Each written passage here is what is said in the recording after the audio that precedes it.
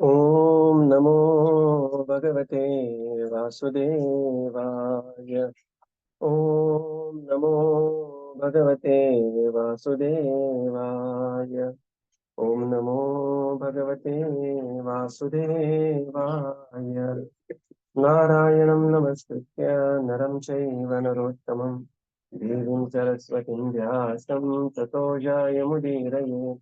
नष्टप्रायेषु भद्रेषु नित्यं भागवत सेवया भगवतीरुत्तमश्लोके भक्तिर्भवति नैष्टिकी ॐ अज्ञानतिमिरन्धस्य ज्ञानाञ्जनशलाकया चक्षुरुन्मिलितं येन तस्मै श्रीगुरवे नमः श्रीचैतन्यमनोभीष्टं स्थापितं येन भूतले स्वयं रूपकदा मह्यं ददाति स्वपदान्तिकम् नमो विष्णुपादाय कृष्णप्रेष्ठाय भूतले श्रीमते भक्तिवेदान्त स्वामीनिति नामिने नमस्ते सरस्वते देवे गौरवाणी प्रचारिणे निर्विशेष शून्यवादी पाश्चात्य देशतारिणे जय श्री कृष्ण चैतन्य प्रभो नित्यानंद श्री अद्वैत गदाधर श्रीवासादि गौर भक्त वृंद हरे Krishna Krishna Krishna Hare Hare Hare Ram Ram Ram Hare Hare Hare Krishna. Reading from Śrīmad-Bhāgavatam. By His divine grace, A.C. Bhaktivedanta Swami Srila Prabhupada ki jai. We are reading from Canto 3, Chapter 22, The Marriage of Kardama Muni and Devahūti. So we are in the section where Kardama Muni very gratefully accepting Panigrahana, hands of Devahūti. Text 20. Yato bhavat vishvamidam vichitram संस्थास्वते यत्र च वावतिष्ठते प्रजापतीनां पतिरेष मह्यं परं प्रमाणं भगवानन्तः. The highest authority for me is the unlimited Supreme Personality of Godhead, from whom this wonderful creation emanates, and in whom its sustenance and dissolution rest. He is the origin of all Prajapatis, the personalities meant to produce living entities in this world. Purport. Kardama Muni was ordered by his father Prajapati to produce children. In the beginning of creation, the Prajapatis were meant to produce the large population which was to reside in the planets of the gigantic universe. But Kardama Muni said that although his father was Prajapati, who desired him to produce children, actually his origin was the Supreme Personality of Godhead Vishnu, because Vishnu is the origin of everything. He is the actual creator of this universe. He is the actual maintainer. And when everything is annihilated, it rests in him only. That is the conclusion of Śrīmad-Bhāgavatam. For creation, maintenance, and annihilation, there are the three deities, Brahma, Vishnu, and Maheshwara, Shiva. But Brahma and Maheshwara are qualitative expansions of Vishnu. Vishnu is the central figure. Vishnu therefore takes charge of maintenance. No one can maintain the whole creation but he. There are innumerable entities and they have innumerable demands. No one but Vishnu can fulfill the innumerable demands of all the innumerable living entities.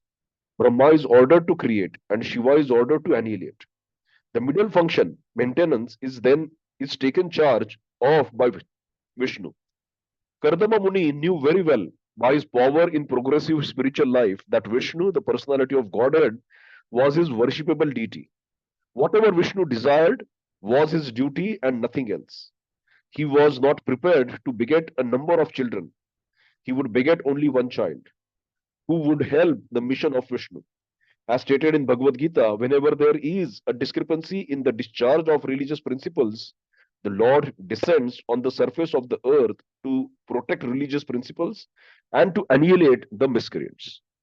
Marrying and begetting a child is considered to liquidate one's debts to the family in which one is born. There are many debts which are imposed upon a child just after his birth. There are debts to the family in which one is born, debts to the demigods, debts to the pitas, debts to the rishis, etc. But if someone engages only in the service of the Supreme Lord, the personality of Godhead, who is actually worshipable, then even Without trying to liquidate other debts, one becomes free from all obligations. Kardama Muni preferred to devote his life as a servant of the Lord in Paramahamsa knowledge and to beget a child only for that purpose, not to beget numberless children to fill up the vacancies in the universe. Hare Krishna. Kardama, he says here, the highest authority for me is Lord Ananta, unlimited Supreme Personality of Godhead, who is the creator of the Prajapatis, origin of the Prajapatis, and all the entire creation rests on the Supreme Lord. In the purport, Srila Prabhupada explains that although there is some beginning to something, but always the ultimate beginning is the Supreme Personality of Godhead. So this is very important. We may see some beginning, but finally the origin, the buck stops where? Buck stops at the Supreme Lord. That means from whom everything emanates, Janmadi Yasya Yatah.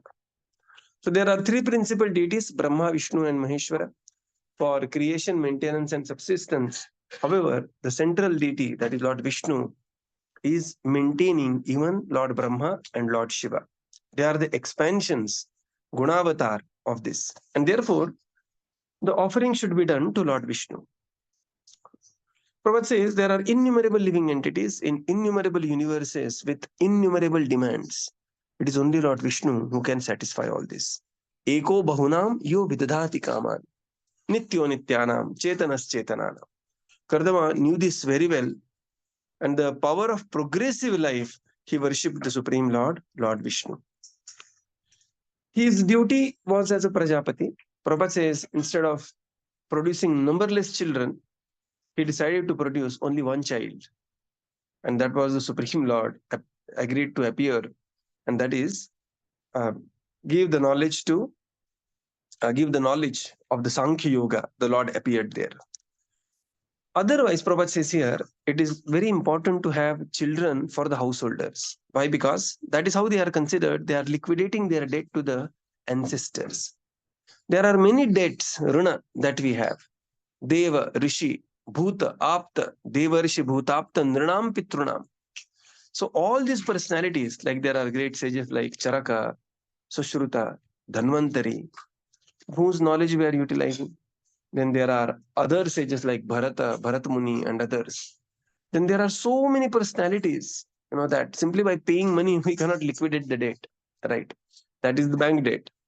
But there is a cow who is giving us the milk. And so human life is actually indebted life to all these personalities. And one should liquidate the debt. And one of the best way to liquidate debt is become devotee of the Supreme Lord. And therefore, Prabhupada says here, Kardama Muni preferred to devote his life as a servant of the Lord instead of begetting numberless children just to fill up the vacancies within the universe. Right. Text 21. So now from 21 to 27, we enter the next section of this chapter, that is marriage of Kardama Muni and Devahūti. Text 21. Maitreya Uvacha Sa Ugradhanvan Iyad Deva Bhavashe Ashishya Trupni Aravindanabham Diyopagrinnam Smita Shobhitena Mukhena Cheto Lulubhe Devahutya. Translation. Sri Maitreya said, O great warrior Vidura, the sage Kardama said this much only and then became silent, thinking of his worshipable Lord Viṣṇu, who has a lotus on his navel. As he silently smiled, his face captured the mind of Devahūti, who began to meditate upon the great sage. Purport. It appears that Kardama Muni was fully absorbed in Krishna consciousness because as soon as he became silent, he at once began to think of Lord Viṣṇu. That is the way of Krishna consciousness. Pure devotees are so absorbed in thought of Krishna that they have no other engagement, although they may seem to think or act otherwise. They are always thinking of Krishna. The smile of such a Krishna conscious person is so attractive that simply by smiling, he wins so many admirers, disciples, and followers. Hare Krishna. Saying like this, Maitreya Muni says, O Vidura, the great sage Kardama became silent and thinking of his worshipful Lord Aravindanabha, he began to meditate on the Supreme Lord. That smile of Kardama Muni captured the heart of Devavati. Smita Shobhitena, very beautiful verse. In the purport, Srila Prabhupada writes that Kardama Muni was fully absorbed in Krishna consciousness. And as soon as he became silent, he began to think of the Supreme Lord Aravindanabha, Lord Viṣṇu. And that is the way of Krishna consciousness. Beautiful line Prabhupada writes. Pure devotees are so absorbed in thought of Krishna that they have no other engagement. Matchitta, Madgata Prana. So they are soaked in Krishna. Sometimes you take something like a pav or a bread and put that inside milk, right? It will just, the pav will just absorb, it will just soaked inside. So like that, the devotees of the Lord, they are soaked in Krishna, right? Krishna will be just oozing from their body, and because Krishna is all attractive, activities of such a personality are also all attractive. Prabhupada says, smile of such a Krishna conscious person is so attractive that simply by smiling, he wins so many admirers, disciples, and followers. Very, very beautiful point. We have seen Srila Prabhupada smiling, right? One can see one's smiling picture of one spiritual master. Radhanath Swami Maharaj, Gopal Krishna Goswami Maharaj. Oh, this such wonderful personalities, so deeply absorbed in Krishna, and by a simple smile, they attracted countless followers. Why? Because the absorption in Krishna comes out. Because Krishna is all attractive. One who possesses Krishna, he also becomes all attractive. Text 22. Sonudnyatva vyavasitam mahishya duhitosputam tasmai gunaganadhyaya dadau tulyam praharshitaha. Translation. After having unmistakably known the decision of the queen as well as that of Devahūti, the emperor most gladly gave his daughter to the sage, whose host of virtues was equaled by hers. So, knowing the decision of the queen, that is Shatarupa, who is also accompanying the King Manu, and knowing the desire of Devahūti, Manu most gladly gave his daughter to the sage, who was host of virtues, whose host of virtues was equaled by hers. Right. So we have seen this, they were equal in all the parameters. And very important thing here is there is a permission by queen and the daughter. It is not that Manu is so great that he takes his wife for granted. Okay. So no, not taken for granted. Manu is taking the consent of consent of Shatarupa and Devahūti. And then text 23. Shatarupa Maharadni Paribrahan Mahadhanan Dampatyo Paryadat Pritya Bhushavasah Parichadan. Translation. Express Satarupa lovingly gave most valuable presents suitable for the occasion, such as jewelry, clothes, household articles, in dowry to the bride and bridegroom. Purport. The custom of giving one's daughter in charity with a dowry is still current in India. The gifts are given according to the position of the father of the bride.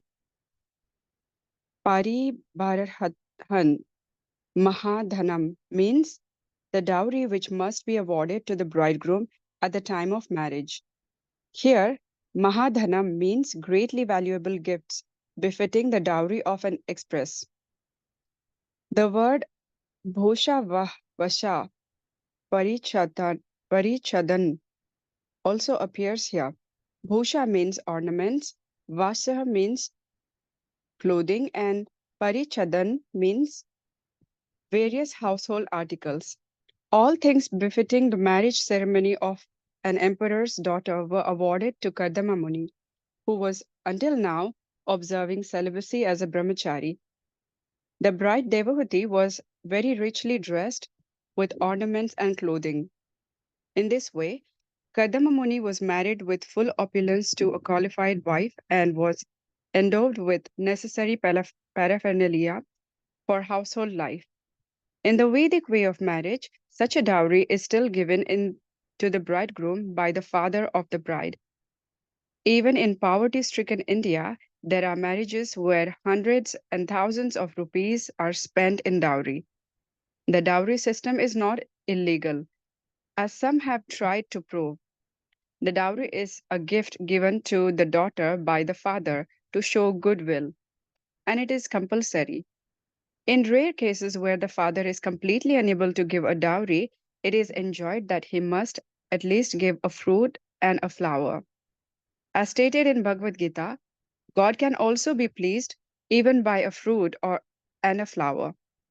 When there is financial inability and no question of accumulating a dowry by another means, one can give a fruit and flower for the satisfaction of the bridegroom.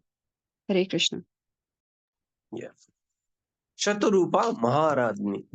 So Manu is glorified. Later we will see Ambarish Maharaj is glorified. But the queens, they were also of equal caliber. Shatarupa Maharadni, the Empress Shatarupa, she lovingly gave the most valuable presents suitable for the occasion, such as jewelry, clothes, and the household articles, in the dowry to the bride and the bridegroom. In the purport, Srila Prabhupada writes, the custom of giving one's daughter in charity, Kanyadan, with dowry is still present in India. And which are the items?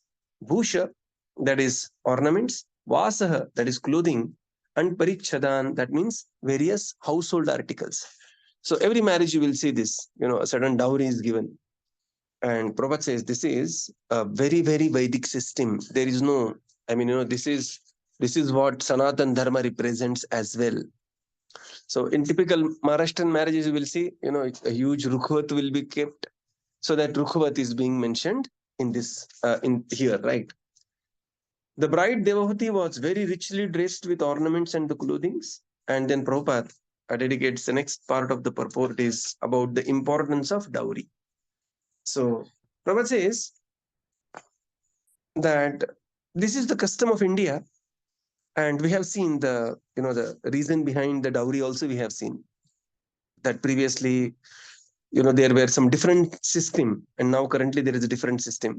And of course, there are few cases of this hundabadi and all those things, that the victim of the dowry that's happening. But that doesn't mean that the entire system is, wrong and bogus, right? That anything and everything can be corrupted. So Prabhupada mentions here that even in the poverty-stricken India, hundreds and thousands of rupees were spent for a dowry. Dowry system is not illegal, as many people have tried to prove. The dowry is a gift given to the daughter by the father to show the goodwill, and it is compulsory, Prabhupada writes.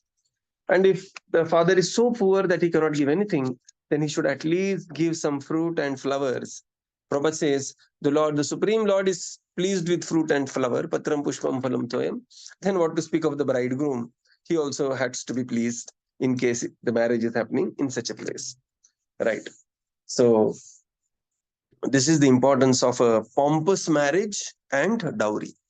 So recently there was such one pompous marriage in Ambani family. And, there were many to and fro thoughts on this, that is it necessary that to show such a, to make such a show of the wealth and other things. But, if you see from another perspective, that every father will celebrate according to his or her own caliber. Their parents will celebrate. In fact, Mukesh Ambani just celebrated, that was not even less than 0.5% of his net worth. Right. He's like 3 lakh crore kind of a person. And he celebrated the marriage for some 1,500 crores. So general Indian will spend around 12 to 15% of one's net worth for the marriage of the daughter. And this person just spent less than 0.5%. So it was very, very much according to his style and form. And a lot of Vedic activities were also performed. From the finance perspective, it is important to have such marriages because at the end of the day, this much of money, gets percolated in the society for this or that reason. And, the money keeps circulating. So there are always different thoughts about this. But one important thing is that marriage is to be celebrated, right? So this is very important. So Prabhupada writes here. Text 24. Prattam duhitaram samrat sadruksha gatavyatah upaguyya cha bahubhyam auktam kanton mithashayah. Translation. Thus relieved of his responsibility by handing over his daughter to a suitable man, Svāyambhuva Manu, his mind agitated by feelings of separation, embraced his affectionate daughter with both his arms. Purport. The father always remains in anxiety until he can hand over his grown-up daughter to a suitable boy. The father and mother's responsibility for children continues until they marry them to suitable spouses. When the father is able to perform that duty, he is relieved of his responsibility. Now Manu, Samrat Manu, relieved of his responsibility by handing over his daughter to a suitable man, Svāyambhuva Manu, his mind was agitated with the feelings of separation. Okay, very, very beautiful words. Bahubhyam, Outkantha. Okay, and he just embraces dear daughter Devahūti. In the purport, Srila Prabhupada writes, a father always remains in anxiety until he can hand over his grown-up daughter to a suitable boy. And if there is no anxiety, one should learn to take anxiety. Because nowadays, people say, yeah, it's your choice.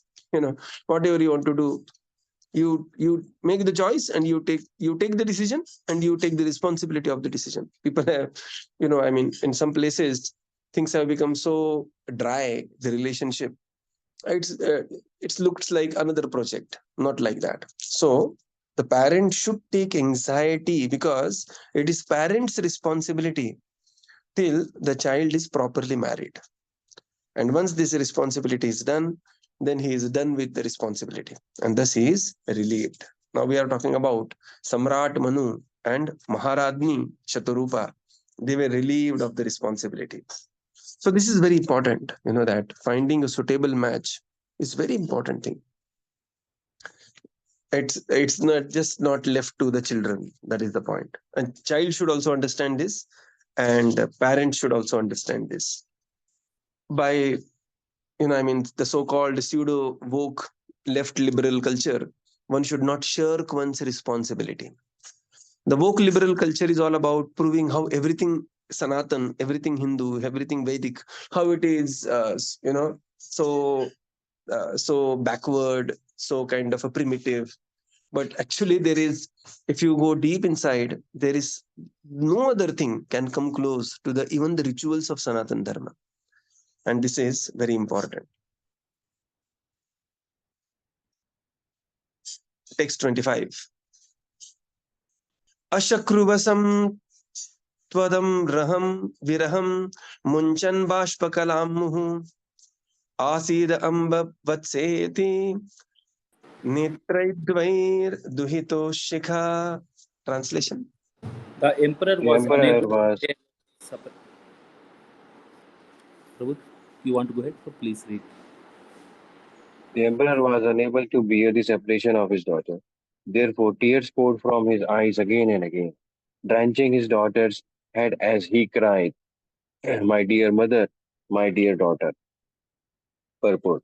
The word Amba is significant. A father sometimes addresses his daughter in affection as mother and sometimes as my darling. The feeling of separation occurs because until the daughter is married, she remains the daughter of the father. But after her marriage, she is no longer claimed as a daughter in the family. She must go to the husband's house for husband's house, for after marriage she becomes the property of the husband. According to Manu Samhita, a woman is never independent. She must remain the property of the father while she is not married, and she must remain the property of the husband until she is elderly and has grown up children of her own. In the old age, when the husband was taken sannyas and left home, she remains the property of the sons. A woman is always dependent either upon the father, husband, or elderly sons. That will be exhibited in the life of Devahūti. Devahūti's father handed over responsibility for her to the husband, Kardama Muni. And in the same way, Kardama Muni also left home and giving the responsibility to his son, Kapila Dev. This narration will describe these events one after another. The Emperor Manu, very beautiful verse this is actually. Ashaknam, unable to bear. Tat viraham, the separation from Devahūti. Munchan, bashpa kalam muhu. Munchan, shedding, bashpa kalam, tears, muhu, again and again. Asinchan, ambavatsa. Sinchan, right? Sinchan means to drench. Asinchan, ambavatsa. And this is how the emperor was unable to bear the separation of his daughter. Therefore, tears poured down from his eyes again and again, drenching his daughter's head as he cried, "O my daughter, O my mother." In the purport, Srila Prabhupada writes, the word Amba refers to, the word Amba is very significant. Why? Because daughter has a very special affection towards father, which equals as good as motherly affection. And therefore here Svāyambhuva Manu is calling Devahūti as Amba. And there is feeling of separation. Why? Because when the girl is married, then there is change of the gotra, right? Change of the gotra means literally that, you know, the valuable asset is handed over from one gotra to another gotra. And therefore there is change of, you know, there is this great feelings of separation. Manu Samhita describes this. Now understand this in a, you know, the purport is written 60 years back. And, you know, we have to understand the words and the connotations, they do change, that we have seen many times. We have discussed this multiple times. So the woman as a class, they are considered as one of the most important treasures of the society. And that's why the entire reason why Arjuna did not wanted to fight a war was that kulakshaye pranashyanti. And then he was concerned about the woman as a class. You know, look at the sensitivity of Arjuna, right? So woman as a treasure needs to be taken care and handed over very carefully from one generation to the next, right? And therefore, in terms of father, husband, or the son, they are duty bound to take care of that treasure, right? And here one can see that Manu is handing over the responsibility to Kardama Muni, and later Kardama Muni is handing over responsibility to Kapila Dev, his own grown-up son. So this has to be taken in that particular context. Now the so-called feminist, and they will think, oh, who says Nari is Abala? No, we are also Sabala. Who says Nari is this and that? And the entire discussion can just go in a some thrashing south direction, the southern direction, thinking that who is that, and that is not the point. The point is, like, there are the personalities who are to be protected. Why? Because they are the great treasure. Like cow is to be protected, Brahmana is to be protected, old people are to be protected, the kids are to be protected, and women as a class are to be protected. It is not because they are abala or sabala or kind of thing. They are too valuable. The cow is extremely valuable. Similarly, the kids, the children, they are valuable because they are the next generation. Old people are valuable because they are that is the gratitude towards them. They are the treasure house of, entire the lifetimes of the experience. Brahmana is valuable because he has given his life for the welfare of the society. He is the head of the society. And similarly, women as a class, who is mother, daughter, sister, wife, they are also valuable. And there is no question of, this purport or certain words should not be taken from one particular angle. They have to be seen 360 degree. So we will conclude here and continue tomorrow. Srila Prabhupada ki jai, Gaura Bhakta Vrinda ki jai. Thank you, Prabhupada. Thank you, everyone. Hare Krishna. Thank you, Prabhuji. Hare Krishna. Thank you, Prabhuji. Thank you, Thank you, everyone. Prabhupada. Thank you, Prabhuji. Thank you, everyone. Hare Thank you, Krishna. Prabhuji. Thank you, everyone. Hare Krishna. Thank you, Prabhupada. Thank you, Prabhuji. Hare Krishna. Prabhuji, yesterday we went to Ayodhya. Oh, wonderful, Prabhuji. Nice. प्रोजे nice. Hanumangarhi मंदिर अयोध्या पूरे massive development प्रोजे ना, बहुत अच्छा infrastructure, road, parking, हर चीज बहुत बेहतरीन है प्रोजे। Wow, wow. We will plan our sport yatra there. हाँ हाँ, यस प्रोजे। Hare Krishna. Thank you. Thank Thank you, Hare Krishna, Prabhupada. No problem प्रोजे, नो प्रॉब्लम प्रोजे। Thank you, Prabhupada. Hare Krishna.